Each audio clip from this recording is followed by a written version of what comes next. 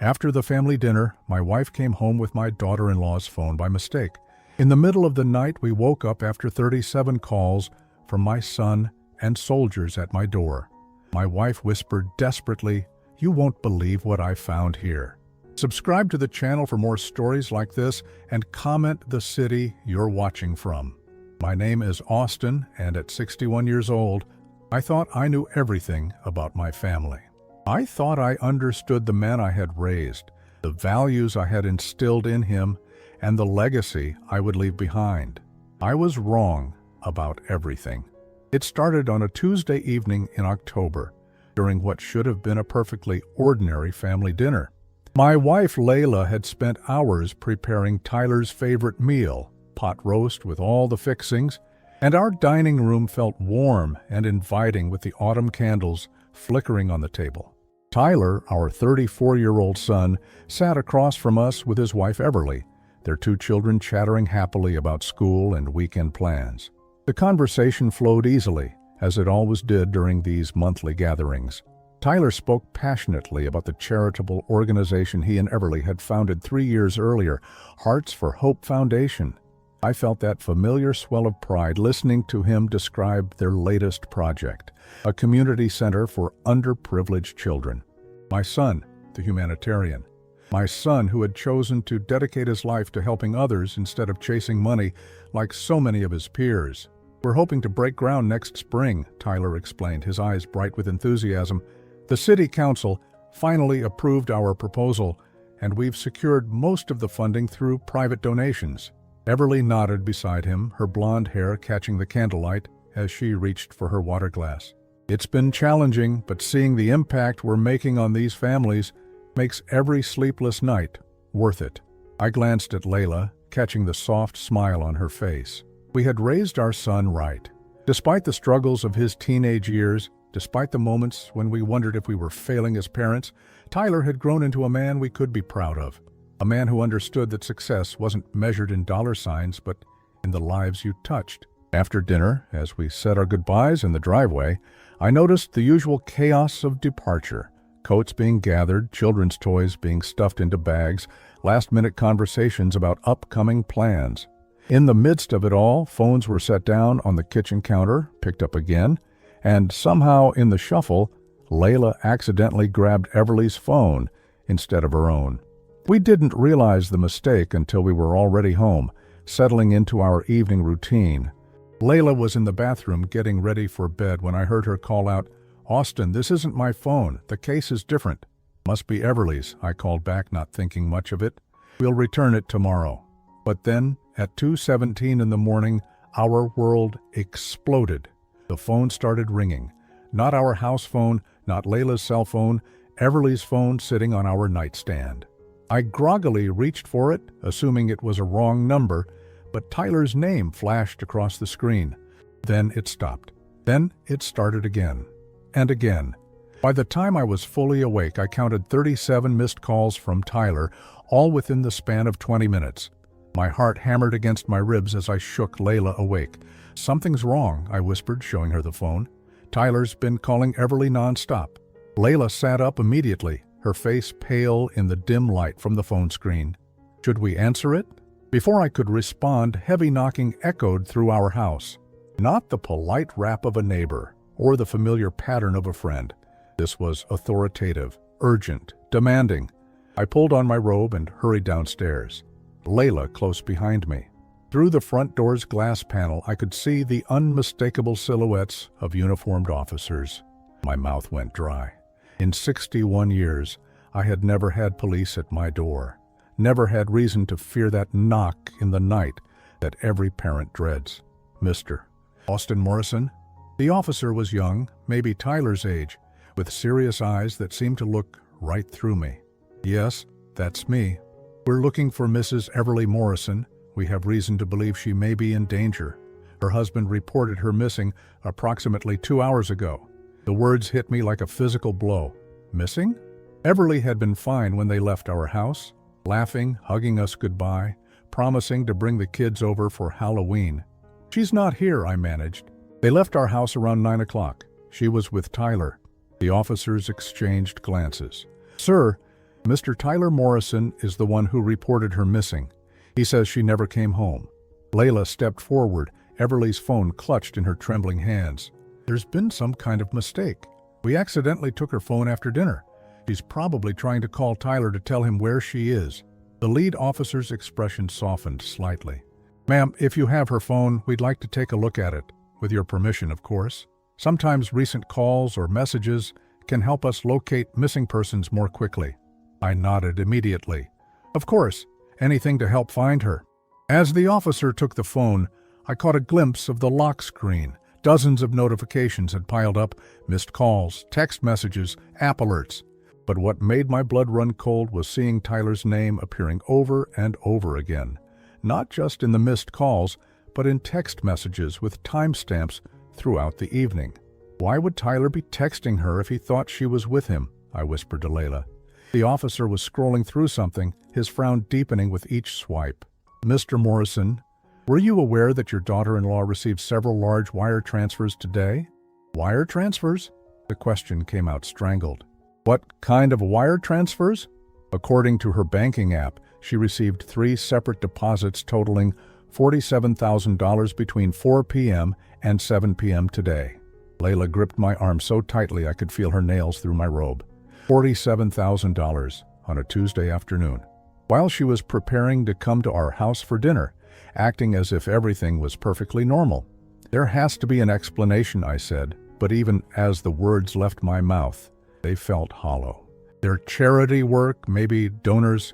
Mr. Morrison, the officer interrupted gently, we've run a preliminary check on Hearts for Hope Foundation. According to state records, the organization was dissolved 6 months ago. The ground seemed to shift beneath my feet. Dissolved 6 months ago? But Tyler had just been telling us about breaking ground on a community center. He had been describing meetings with city council members, talks with contractors, excitement about spring construction. Layla made a small sound beside me, something between a gasp and a sob. I realized I was holding my breath, waiting for someone to explain how this could all be a mistake, how there could be a reasonable explanation for everything we were hearing. We're going to need to speak with your son again, the officer said, and we'll need to hold on to this phone as potential evidence. After they left, Layla and I sat in our living room in stunned silence. The house felt different now, contaminated by questions we didn't want to ask and answers we weren't ready to hear. Austin, Layla finally whispered, her voice barely audible. What if we don't know our son at all?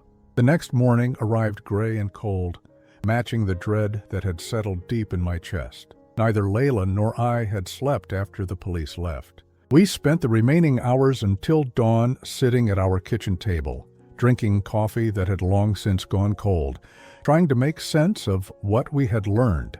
Tyler called at 7:15 a.m., just as the sun was struggling through the October clouds. His voice sounded strained, exhausted, nothing like the confident man who had sat at our dinner table less than 12 hours earlier. Dad, thank God you answered. Have you heard anything about Everly? The police said you had her phone. Cor. I gripped the receiver tighter, studying his voice for any hint of deception. This was my son. The boy I had taught to ride a bike, helped with homework, walked to his first day of school. The man I had celebrated when he graduated college, when he married Everly, when he became a father himself. Tyler, where is she? A pause. Too long of a pause. I don't know, Dad. She never came home last night. I waited up until 3 a.m. before I called the police. I was hoping maybe she had come back to your house, or maybe you knew where she went. The police told us about the wire transfers. Silence stretched across the phone line. I could hear my own heartbeat in my ears, could feel Layla's eyes on me as she stood frozen by the coffee maker. Wire transfers? Tyler's voice had changed. Higher pitched, more careful. What wire transfers? $47,000, Tyler. Received yesterday afternoon while you two were supposedly running charity business. Dad, I don't know what you're talking about. Maybe the police made a mistake, or maybe someone hacked her accounts. You know how these scams work nowadays. They also told us that Hearts for Hope Foundation was dissolved 6 months ago. This silence was different, heavier. When Tyler finally spoke, his voice cracked. Dad, I can explain everything, but not over the phone. Can you and Mom come over, please? I need to tell you something, and it's complicated. Against every instinct screaming at me to demand answers immediately, I agreed. Within an hour, Layla and I were driving across town to Tyler and Everly's house, a beautiful two-story colonial in one of the city's nicer neighborhoods. I had always been proud that my son could afford such a home through his humanitarian work, though I had never fully understood how charity organizations could be so lucrative. Tyler answered the door looking like he hadn't slept in days. His hair was disheveled, his clothes wrinkled, and there were dark circles under his eyes that made him look older than his 34 years. But it was his expression that unsettled me most, the way he couldn't quite meet my gaze, the nervous fidgeting with his wedding ring. "Come in, please. Sit down." He gestured toward the living room, where expensive furniture and artwork created an atmosphere of success and stability. "Can I get you coffee? Water?" "We want answers, Tyler," Layla said firmly, settling onto the couch beside me. "We want to know what's happening to our family." Tyler sank into the chair across from us, his hands clasped tightly together. For a long moment he stared at the floor, and I found myself remembering him as a 7-year-old, caught in some childhood mischief, trying to figure out how to explain his way out of trouble. "The foundation," he began slowly, "ran into some financial difficulties earlier this year. Donors weren't coming through the way we expected, and we had committed to several projects that required upfront funding. So you dissolved it?" "We had to, temporarily. But we've been working to restart everything under a new structure, a new name. The wire transfers Everly received were from investors who want to help us launch the new organization." It sounded reasonable, plausible even. But something in Tyler's tone, the way he delivered the explanation like he had rehearsed it, made my stomach twist. "What investors?" I asked. "Business people who believe in our mission, people who want to see the community center built, who understand that sometimes you have to invest money to make real change happen." $47,000 on a Tuesday afternoon? Tyler's jaw tightened. "Yes, Dad. That's how business works sometimes. Opportunities come up, investors have windows when they can move money around for tax purposes, and you have to be ready to act quickly." Layla leaned forward. "Tyler, where is Everly?" "I think she went to meet with one of the investors to discuss the next phase of funding. She probably stayed at a hotel last night to be close to the meeting location." "Without telling you? Without taking her phone?" "She's been under a lot of stress lately. The financial pressure trying to get everything reorganized. Maybe she just needed some space to think." I watched my son's face as he spoke, searching for the truth in his features. Part of me wanted desperately to believe him. This was Tyler, the boy who had cried when he accidentally stepped on a butterfly, who had spent his allowance buying sandwiches for homeless people downtown.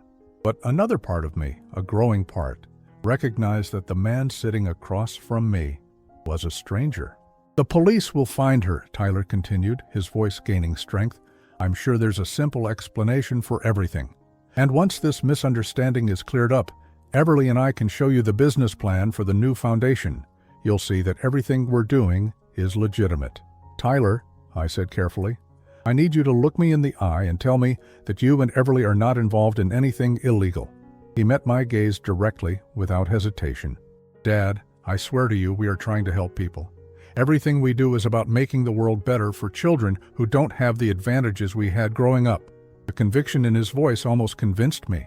Almost. But as we drove home, Layla voiced the fear that had been growing in my chest since the police left our house the night before. "Austin, he's lying to us." "You don't know that. I know my son. I know how he sounds when he's telling the truth, and that wasn't it." She stared out the window at the passing houses, each one representing families who probably trusted each other, who probably slept soundly at night. "The question is, what is he lying about?" That afternoon I did something I had never done before. I called the bank where Tyler and Everly had their business accounts. I told them I was considering making a large donation to Hearts for Hope Foundation and wanted to verify their tax-exempt status and financial standing. The woman on the phone was polite but firm. "Sir, I'm not showing any active accounts for an organization by that name. We did have accounts for Hearts for Hope Foundation, but they were closed 7 months ago due to insufficient funds and irregular transaction patterns." 7 months ago, not 6 months, as the police had said. Tyler had been lying to us for more than half a year, sitting at our dinner table once a month, describing projects and plans for an organization that no longer existed. When I hung up the phone, I realized that my hands were shaking. At 61 years old, I was learning that the son I had raised, the man I had been proudest of in all my life, was a stranger who could look me in the eye and lie without flinching. But I still had no idea how deep those lies went, or how much they were about to cost our family. 3 days passed with no word from Everly. The police continued their investigation, but Tyler seemed strangely calm about his wife's disappearance. He called us twice daily with updates that weren't really updates at all, just reassurances that everything would work out, that Everly would return soon, that we shouldn't worry. But I was beyond worry. I was consumed by a growing certainty that everything I thought I knew about my son was a lie. On Friday morning, I made a decision that would change everything. I told Layla I was going to the hardware store, but instead I drove to the address Tyler had given us for Hearts for Hope Foundation's office space. I needed to see for myself what my son had built. Needed physical evidence that would either confirm my fears or put them to rest. The address led me to a strip mall on the outskirts of town, wedged between a nail salon and a discount furniture store. Suite 14 was supposed to house the foundation that had filled my son with such passion, the organization that was going to change children's lives. The windows were papered over with old newspaper, and a for-lease sign hung crookedly by the door. I tried the handle anyway, knowing it would be locked, but needing to feel that finality in my hands. "You looking for the charity people?" I turned to find an elderly man sweeping the sidewalk in front of the nail salon. His weathered face held the kind of knowing expression that comes from watching too many businesses come and go. "Yes, Hearts for Hope Foundation. Do you know what happened to them?" He leaned on his broom and shook his head. "Never was no charity there, mister. Young couple rented that space about 2 years ago, said they were starting some kind of business. But I never saw no clients, no employees, nothing that looked like real work happening." My throat felt tight. "What did you see?" "Mostly just the two of them coming and going at odd hours. Sometimes they'd have fancy cars parked out front. Expensive ones, you know. Didn't seem right for people running a charity." He studied my face with sharp eyes. "You a donor or something?" "Something like that," I managed. "Well, they've been gone for months now. Left owing 3 months' rent according to the landlord. He's been trying to release the space ever since." I thanked him and walked back to my car on unsteady legs. No charity, no foundation, no community center for underprivileged children, just an empty storefront and unpaid rent. I sat in my car for a long time, staring at the papered-over windows, trying to reconcile what I was seeing with the monthly dinners where Tyler had shared his passion for helping others. Had he been sitting at our table, eating Layla's cooking, describing fictional projects to parents who believed every word? My phone buzzed with a text message. "Tyler? Dad, can you meet me at Riverside Park in an hour? I need to talk to you about something important. Come alone." The park was nearly empty when I arrived, just a few joggers and dog walkers enjoying the crisp October afternoon. I found Tyler sitting on a bench overlooking the river. His posture slumped in a way that made him look defeated before our conversation even began. "Dad, thank you for coming." He didn't look at me as I sat down beside him. "I need to tell you something, and I need you to promise you'll hear me out before you say anything." "I'm listening." He took a shaky breath. "The foundation wasn't what we told you it was." The words hung in the air between us like smoke. Even though I had expected them, hearing Tyler finally admit the truth felt like a physical blow. What was it then? It was a way to move money, clean money, that came from questionable sources. His voice was barely above a whisper. Everly had connections, people who needed their cash to look legitimate. We would receive their money through the foundation, then redistribute it back to them through fake grant payments and consulting fees. Money laundering. My son, the man I had raised to understand right from wrong, had been operating a money laundering scheme out of a rented storefront. "How long?" I asked, surprised by how steady my voice sounded. 2 years, maybe a little more. "And the community center, the children's programs, all of it was lies?" Tyler finally looked at me, and I saw tears streaming down his face. All of it, Dad. Every story, every project, every passionate speech about helping people.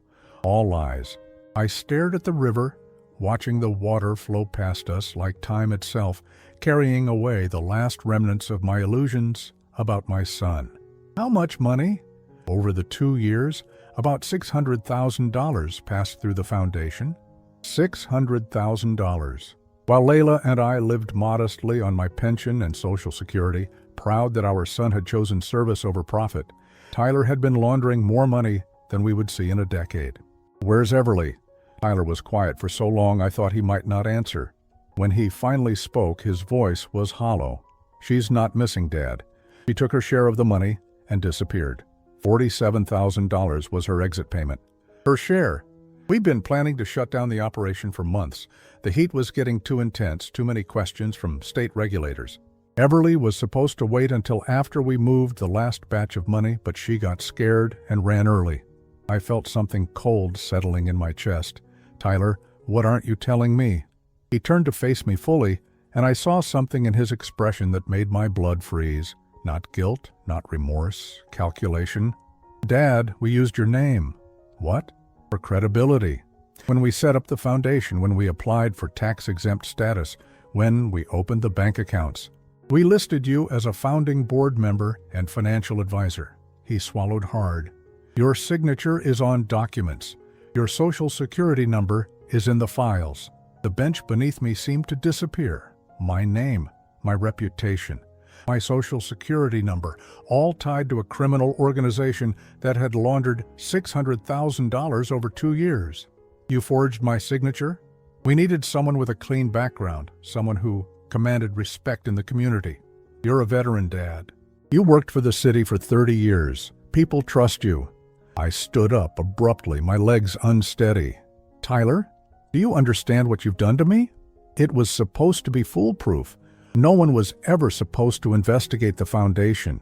It was just supposed to exist on paper until we could shut it down cleanly. But now the police are involved." "Now the police are involved," he confirmed. I looked at my son, this man I had raised, and realized I was looking at a stranger. Not just someone who had made mistakes, but someone who had deliberately and systematically used his own father as a shield for criminal activity. "Dad, I need your help." The words hit me like a slap.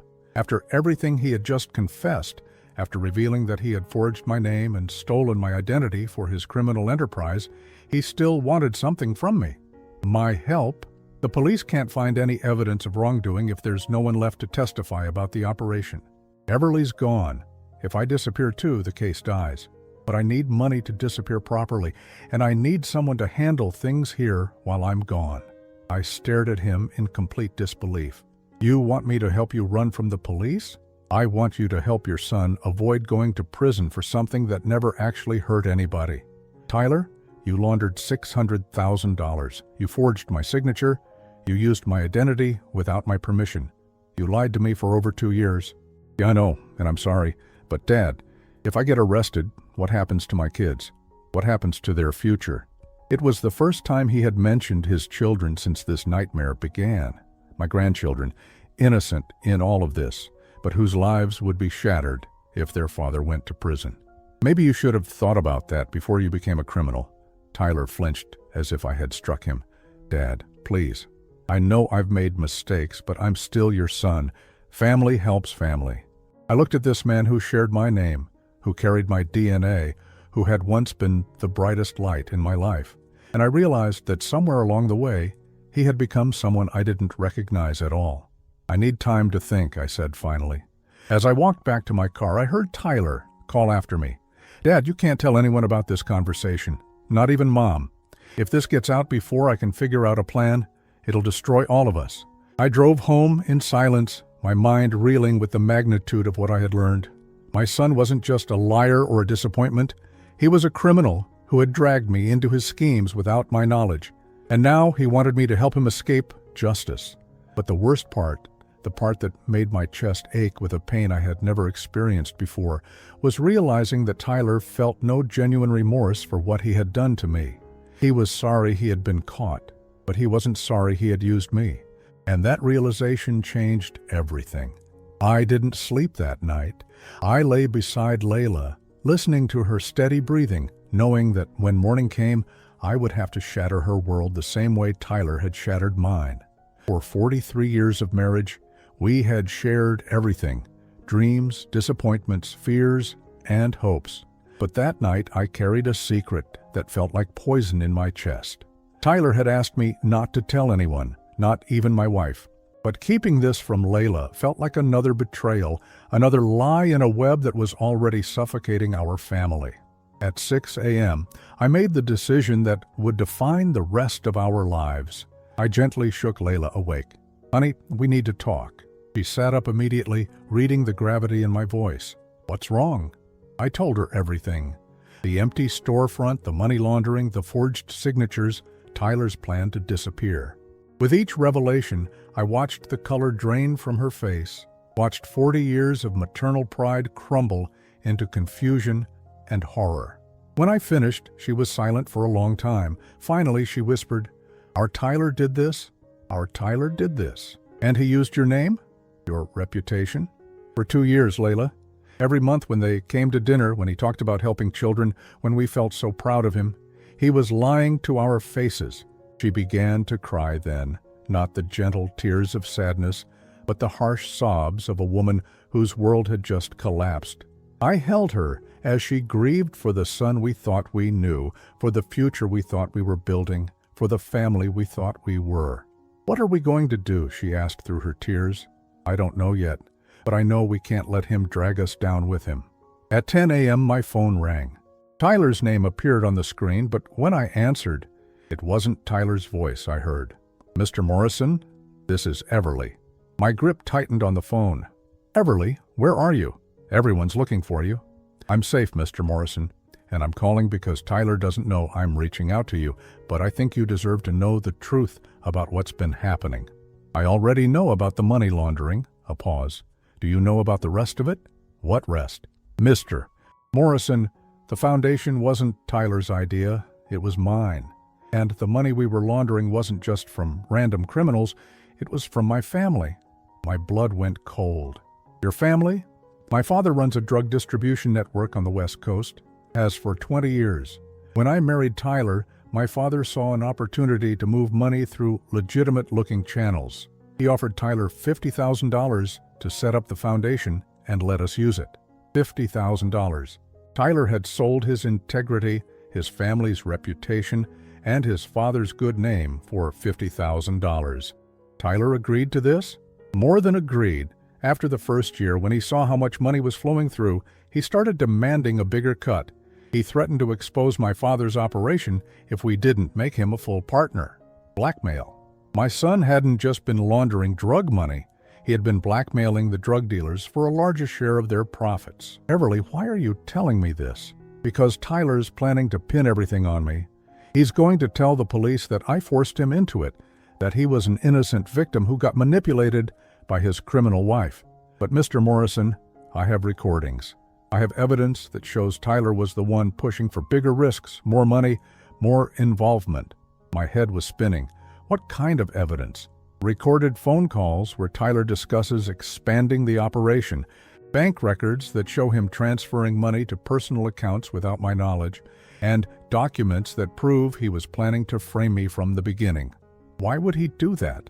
Because he knew that if everything fell apart, the police would be more likely to believe that a sweet, honest son was corrupted by his criminal wife than that he was a willing partner in drug money laundering. I sank into a chair, the weight of this new revelation crushing down on me. Not only had Tyler been a criminal, but he had been planning to destroy his own wife to save himself. "Everly, what do you want from me?" "I want to make a deal with the police. I'll give them everything. The recordings, the financial records, the contacts with my father's organization. But I need you to know that Tyler isn't the victim he's going to claim to be." After she hung up, I sat in my kitchen for an hour, staring at nothing. The Tyler who had confessed to me yesterday, the man who had seemed broken and apologetic, had been performing.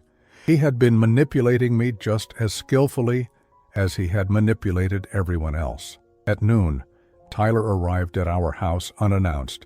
He walked in without knocking, the way he had when he was a teenager, but the familiarity of the gesture now felt like a violation. "Dad, Mom, we need to talk." Layla looked at him with red-rimmed eyes. "Tyler, how could you do this to us?" He stopped in the middle of our living room, his expression shifting as he realized we both knew the truth. "Dad, you told her?" "She's my wife, Tyler. We don't keep secrets from each other, unlike some people." His jaw tightened. "Okay, so you both know. That actually makes this easier." He sat down across from us, his posture confident in a way that made my skin crawl. "Here's what's going to happen. The police are going to arrest Everly when they find her, which will be soon. She's going to be charged with running a money laundering operation." "And you?" I asked. "I'm going to be the grieving husband whose wife manipulated him into illegal activities. I'll cooperate with the investigation, express remorse for being so naive, and probably get a suspended sentence and community service." Layla gasped. "Tyler, you can't throw your wife under the bus like that." "Riam." Everly made her choice when she ran. And she's not innocent in this, Mom. Her family are drug dealers, real criminals. I was just trying to make the best of a bad situation. "By blackmailing them for more money," I said quietly. Tyler's confident expression faltered for just a moment. "Who told you that? Does it matter?" He stood up abruptly, his calm facade cracking. "Dad, you need to understand something. This isn't about right and wrong anymore. This is about survival. If I go to prison, what happens to your grandchildren? What happens to the family name?" "The family name?" I felt anger rising in my chest like a tide. "Tyler, you forged my signature on federal documents. You used my social security number to open fraudulent accounts. You've spent 2 years using my reputation to give credibility to a criminal organization. What family name is left to protect?" "I can fix this," he said desperately. "If you just help me manage the situation until things calm down." "Help you how?" "I need you to tell the police that you were aware of the Foundation's activities and that you approved of them, that you thought it was a legitimate charity." I stared at my son in complete disbelief. "You want me to lie to federal investigators?" "I want you to protect your family." "By making myself an accessory to money laundering?" Tyler's mask finally slipped completely, his face twisted with anger and desperation. "Dad, you don't understand the position you're in. Your name is all over these documents. If I go down, you're going down with me. The only way to protect yourself is to help me control the narrative." Layla stood up, her voice shaking with fury. "Are you threatening your own father?" "I'm explaining reality to him." I felt something cold and final settle in my chest. This wasn't my son anymore. This was a predator wearing my son's face, using my love for him as a weapon against me. "Tyler, get out of my house." "Dad, you're making a mistake. Get out of my house and don't come back until you're ready to face the consequences of what you've done like a man instead of a coward." Tyler stared at me for a long moment, his expression cycling through disbelief, anger, and something that might have been genuine fear. "Fine. But when the police come for you, remember that I offered you a way out." After he left, Layla and I sat in the heavy silence of our violated home. The house that had been filled with love and pride and family memories now felt contaminated by Tyler's threats and manipulations. "Austin," Layla said finally, "we have to call the police ourselves, don't we?" I nodded, knowing she was right but feeling like I was signing my own son's death warrant. "We can't let him destroy us to save himself." Here. But as I reached for the phone, I realized that Tyler had been right about one thing. My name was all over those documents. Even if I cooperated fully with the investigation, there was no guarantee that I wouldn't be charged as an accomplice. At 61 years old, I might be facing the destruction of everything I had built over a lifetime, all because I had trusted my son. The weekend passed like a slow-motion nightmare. Layla and I barely spoke, both of us trapped in our own thoughts about what we needed to do. Every time I picked up the phone to call the police, I found myself setting it back down, paralyzed by the magnitude of what that call would mean. Tyler was still my son. Despite everything he had done, despite the lies and manipulation and threats, some part of me couldn't let go of the hope that there might be another way forward. Some part of me still remembered the little boy who used to crawl into our bed during thunderstorms, who cried when he accidentally stepped on a caterpillar, who told me he wanted to grow up to help people who couldn't help themselves. But on Monday morning, Tyler made the decision for me. I was drinking coffee and reading the newspaper when my phone rang. An unknown number, but something told me to answer it. Mr. Morrison, this is Detective Sarah Chen with the Financial Crimes Unit. We need to speak with you about Hearts for Hope Foundation. My coffee cup rattled against the saucer as I set it down. Of course, Detective. When would be convenient? Actually, sir, we're outside your house right now. Would it be possible for you to come with us for questioning? Through our front window, I could see 2 unmarked cars parked at our curb. Layla appeared beside me, her face pale with understanding. Am I under arrest? Not at this time, sir. But we do have some serious questions about your involvement with the foundation, and we think it would be better to discuss them at the station. I kissed Layla goodbye, not knowing if I would be coming home that evening or if my next phone call would be asking her to find me a lawyer. The police station was exactly what I expected: fluorescent lights, industrial carpet, and the constant buzz of activity that comes with processing humanity's worst impulses. Detective Chen led me to a small interview room where another detective, a heavy-set man named Rodriguez, was already waiting. Mr. Morrison, thank you for coming in voluntarily, Detective Chen began. We're hoping you can help us understand some irregularities we've discovered in the Hearts for Hope Foundation records. I'll help however I can. Detective Rodriguez opened a thick folder and pulled out a stack of documents. According to state filing records, you're listed as a founding board member and financial advisor for the foundation. Your signature appears on the incorporation papers, the tax-exempt application, and the banking agreements. I stared at the documents, seeing my name typed clearly at the bottom of each page, followed by a signature that looked exactly like my own handwriting. The forgery was perfect, so perfect that if I hadn't known better, I might have believed I had actually signed them myself. Mr. Morrison, do you remember signing these documents? This was the moment, the crossroads where I had to choose between protecting my son and protecting myself, between family loyalty and personal integrity, between love and justice. Detective, I need to tell you something, and I need you to understand that this is the hardest thing I've ever had to do in my life. For the next 2 hours, I told them everything. The fake foundation, the money laundering operation, Tyler's confession at the park, Everly's phone call revealing the drug money connection, Tyler's attempt to blackmail me into lying to investigators. With each revelation, I felt like I was driving another nail into my son's coffin, but I also felt a strange sense of relief, as if a weight I hadn't realized I was carrying was finally being lifted from my shoulders. Detective Chen took notes throughout my statement, occasionally asking for a clarification or additional details. When I finished, she leaned back in her chair and studied me carefully.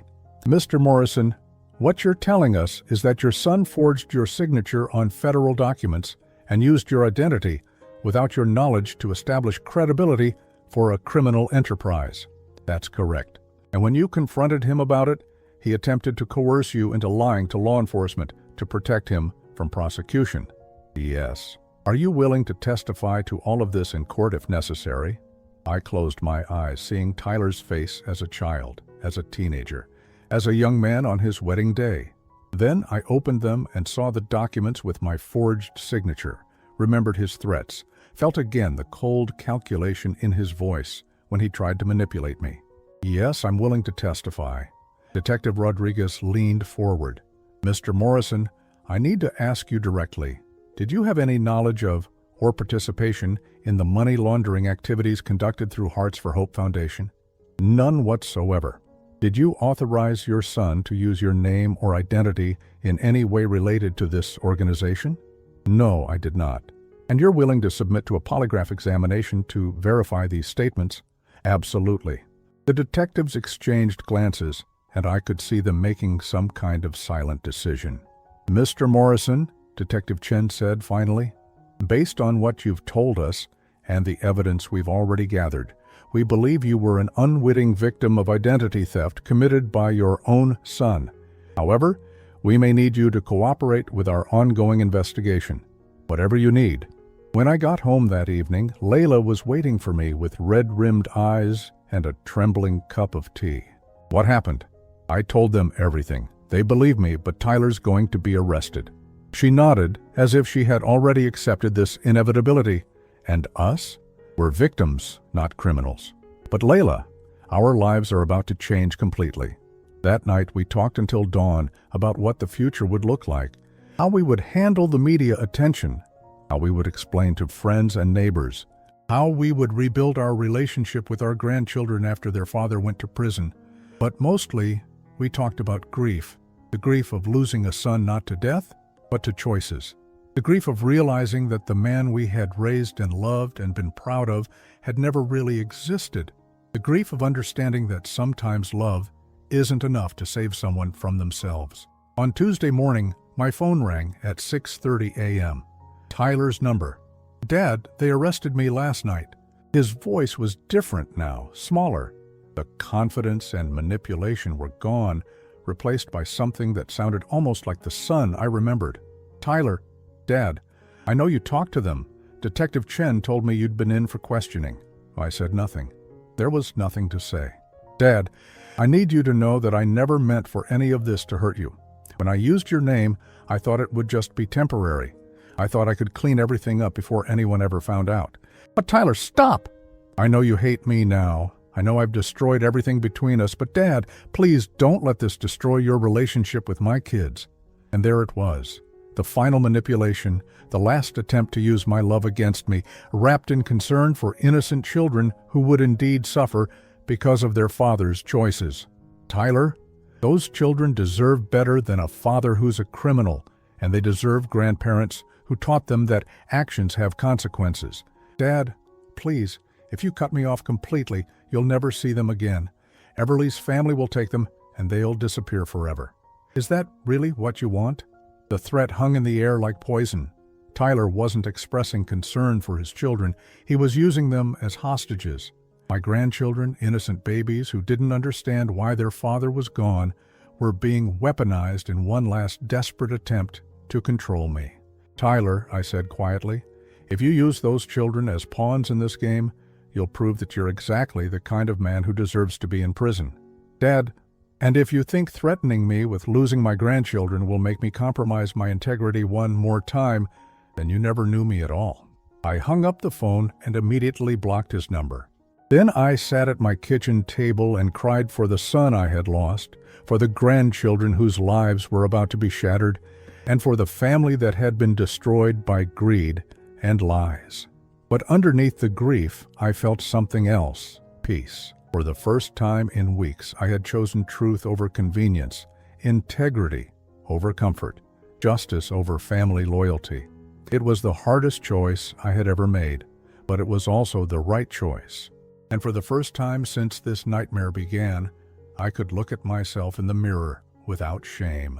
6 months later, I stood in the hallway outside federal court, watching my son being led away in handcuffs. Tyler had been sentenced to 8 years in federal prison for money laundering, identity theft, and conspiracy to distribute controlled substances. Everly received 12 years after the prosecution proved she had been the ringleader of the operation. The trial had been a nightmare of revelation after revelation. We learned that over $600,000 in drug money had flowed through the fake foundation. We learned that Tyler had been skimming additional funds for himself, money that had paid for his house, his cars, his children's private school tuition. We learned that he had been planning to disappear with nearly $200,000, leaving Everly to face the consequences alone. But perhaps most devastating of all, we learned that Tyler showed no genuine remorse for what he had done to his family. Even in his final statement to the court, he blamed everyone but himself, Everly for corrupting him, me for not supporting him, the system for being unfair to first-time offenders. As the courtroom emptied, I felt Layla take my hand. We had aged years in these 6 months, but we had also grown stronger. The lies that had contaminated our family for 2 years were finally gone, replaced by a painful but honest clarity about who we were and what we valued. "How do you feel?" she asked softly. I thought about her question carefully. How did I feel watching my son go to prison, watching the little boy I had taught to ride a bike and helped with homework and walked to his first day of school disappear behind steel bars? Free, I said finally. For the first time in months, I feel free. The week after the sentencing, we received an unexpected visitor. A woman in her 50s knocked on our door, introducing herself as Margaret Chen, Detective Chen's mother. "I hope you don't mind me coming," she said nervously, "but my daughter told me about your situation, and I wanted to share something with you." She explained that her son, Detective Chen's brother, had been addicted to gambling for years. The family had enabled him, covered for him, bailed him out of debt repeatedly, all in the name of family loyalty. It took us years to understand that helping him avoid consequences wasn't helping him at all, she said. It was just teaching him that someone else would always clean up his messes. When we finally stopped enabling him and let him face the full weight of his choices, that's when he finally got the help he needed. She handed me a business card for a support group for families affected by adult children's criminal behavior. "You're not alone in this," she said, "and what you did, choosing integrity over enabling, that took real courage." After she left, Layla and I researched the support group. We discovered there were dozens of families in our city dealing with similar situations, parents whose adult children had chosen criminal paths, spouses whose partners had hidden double lives, grandparents struggling to maintain relationships with grandchildren while setting boundaries with their criminal parents. We started attending the weekly meetings, and slowly we began to rebuild our sense of identity separate from Tyler's choices. We learned that loving someone didn't mean accepting their destructive behavior. We learned that protecting ourselves wasn't selfish, it was necessary. Most importantly, we learned that we could grieve the son we thought we had while still refusing to be victims of the man he actually was. One evening, about 8 months after Tyler's sentencing, I received a phone call that changed everything. It was Tyler calling from prison. "Dad, I've been going to counseling here. Real counseling, not the manipulation tactics I used to use, and I need to tell you something." I braced myself for another attempt at emotional blackmail. "I'm sorry," he said, and for the first time in years, his voice sounded genuinely broken. "Not sorry I got caught, not sorry things went wrong. Sorry for what I did to you and Mom. Sorry for using your name, your reputation, your love for me as weapons against you." I said nothing, waiting to see if this was another performance. "I know you have no reason to believe me," he continued. "I know I've lied so many times that my word means nothing. But, Dad, I need you to know that when I finally stopped making excuses and started looking at what I had actually done, I realized that I nearly destroyed the two best people in my life. Tyler, please, let me finish. I don't expect forgiveness. I don't expect you to visit me or write to me or have anything to do with me ever again. But I needed you to know that in here, away from all the schemes and lies and manipulations, I finally understand what I lost. I lost a father who would have done anything for me, and I lost him because I chose crime over character." Tears were streaming down my face, but I felt no urge to comfort him or minimize his pain. This was what accountability looked like, not asking for absolution, just acknowledging the truth. "I'm working on getting my GED," he said, "and I'm learning a trade, electrical work. When I get out, I'm going to try to build something honest, something real. Not because I expect you to be proud of me, but because I finally understand what you tried to teach me about the difference between right and wrong." After we hung up, I sat in my living room for a long time, processing what I had heard. Was this another manipulation? Another attempt to work his way back into our good graces? Maybe. Tyler had proven himself to be a master manipulator, but maybe not. Maybe 8 years in federal prison, separated from his children and his freedom and the life he had built on lies, was finally teaching him lessons that I had failed to teach him in 34 years of parenting. Either way, it didn't matter. Layla and I had learned to build our happiness on our own foundation, not on Tyler's behavior or choices. Whether he was genuinely changing or still playing games, we were no longer available to be his victims or his enablers. A year later, we made a decision that would have seemed impossible during the darkest days of Tyler's trial. We sold our house and moved to a small town in Montana near Glacier National Park. We used the money from the sale to buy a modest cabin on 5 acres of land, where we could see mountains from our kitchen window and hear nothing but wind through pine trees. The locals knew nothing about our past, nothing about Hearts for Hope Foundation or money laundering or the son who had tried to destroy us. We were simply Austin and Layla Morrison, a retired couple who had come to Montana to enjoy their golden years in peace. I took up woodworking in earnest, building furniture for our cabin and creating pieces to sell at the local farmers market. Layla started a small garden and began volunteering at the local animal shelter. We hiked, we read, we cooked meals together, and we rebuilt our marriage on a foundation of honesty and shared values. Most importantly, we learned that we could be happy without Tyler's approval or presence in our lives. The guilt that had consumed us, the feeling that we had somehow failed as parents, gradually faded as we accepted that we had done our best with the information we had. Tyler's choices were his own, and his consequences were his to bear. On our second anniversary in Montana, I received a letter from Tyler. He had been transferred to a minimum security facility and was 3 years into his sentence. The letter was simple and honest, describing his work in the prison's electrical training program and his participation in a substance abuse program. But what struck me most was what the letter didn't contain. No requests for money, no emotional manipulation, no attempts to minimize his crimes or blame others for his situation. Just a straightforward update from a man who seemed to be learning, finally, how to take responsibility for his life. At the bottom of the letter, he had written, "I know I have no right to expect anything from you, but if you're ever willing, I would like to earn the chance to apologize in person. Not to ask for forgiveness, but to make sure you understand that I know exactly what I did to you and why it was wrong."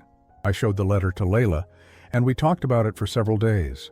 Finally, we wrote back, not to Tyler, but to the prison chaplain who had included his contact information in the letter. We wanted to know if Tyler's apparent change was genuine or if this was another manipulation attempt. The chaplain called us personally. He had been working with Tyler for 2 years and described him as a man who had finally stopped running from the truth about himself. "I can't promise you that he won't disappoint you again," the chaplain said, "but I can tell you that the man I'm working with now is very different from the man who arrived here 4 years ago." 6 months later, Layla and I made the 12-hour drive to the federal prison in Oregon, where Tyler was serving his sentence. It was the first time we had seen him since his sentencing hearing. The man who walked into the prison visiting room was physically recognizable as our son, but everything else about him was different. His posture was humble, his eyes were clear, and when he spoke, there was no trace of the manipulation or entitlement that had characterized his every interaction with us during the foundation years. "Mom, Dad, thank you for coming," he said simply. "I know you didn't have to." For 3 hours we talked. Tyler told us about his daily routine, his job training, his counseling sessions. He asked about our new life in Montana, about our health, about the support group we had found. He spoke about his children who were living with Everly's sister and his hope that someday he might be able to build an honest relationship with them. But mostly, he apologized. Not the manipulative, excuse-filled apologies of the past, but simple, direct acknowledgments of what he had done wrong and how it had affected us. "I used your love for me as a weapon against you," he said to me. "I took the reputation you spent 60 years building, and I contaminated it with my crimes. I forged your name and stole your identity and then tried to blackmail you into lying to protect me." To Layla, he said, "I sat at your dinner table for 2 years and lied to your face about everything I was doing. I watched you be proud of me for helping children while I was laundering drug money. I let you love someone who didn't exist." When visiting hours ended, Tyler hugged us both, not the desperate, clinging embrace of someone trying to manipulate emotions, but the careful, grateful hug of someone who understood that this might be the last time we would see each other. "I don't expect you to forgive me," he said, as we prepared to leave. And I don't expect you to wait for me to get out. You've already given me more than I deserved by coming here today. Whatever happens next, I want you to know that you did everything right as parents. My choices were mine, and they don't reflect anything wrong with how you raised me." As we drove back to Montana, Layla and I talked about what we had seen and heard. Was Tyler genuinely changed? Was his remorse real? Did he deserve another chance to be part of our lives? We decided that it didn't matter, not because we didn't care about Tyler, but because we had learned that our happiness and peace couldn't depend on his choices or behavior. We had built a good life without him, and whether he had changed or not, that life was ours to protect. 6 months later, we received word that Tyler had been accepted into a college program available to prisoners nearing their release. He was studying business ethics and planned to complete a bachelor's degree before his sentence ended. The irony wasn't lost on any of us. Today, as I write this, Tyler has served 6 years of his 8-year sentence. He writes to us occasionally, always respectfully, never asking for anything beyond the privilege of maintaining some connection with us. His letters describe a man who is working hard to understand how he became someone capable of such betrayal and who is building the skills to live an honest life when he gets out. Do I believe he's changed? I think he might have. Do I trust him? Not yet, and maybe not ever completely. Do I love him?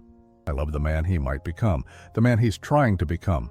But I no longer confuse love with enabling, and I no longer confuse family loyalty with accepting abuse. Layla and I are happy now, truly happy, in a way we hadn't been for years without realizing it. We wake up each morning in our cabin surrounded by mountains, and we know that our day will be honest and peaceful. We don't have to wonder what lies we're being told or what schemes we're unknowingly supporting. We don't have to walk on eggshells around our own son or question our own judgment about the people we love. We learned that sometimes the most loving thing you can do for someone is to refuse to enable their self-destruction. We learned that protecting yourself from toxic behavior isn't selfish, it's necessary.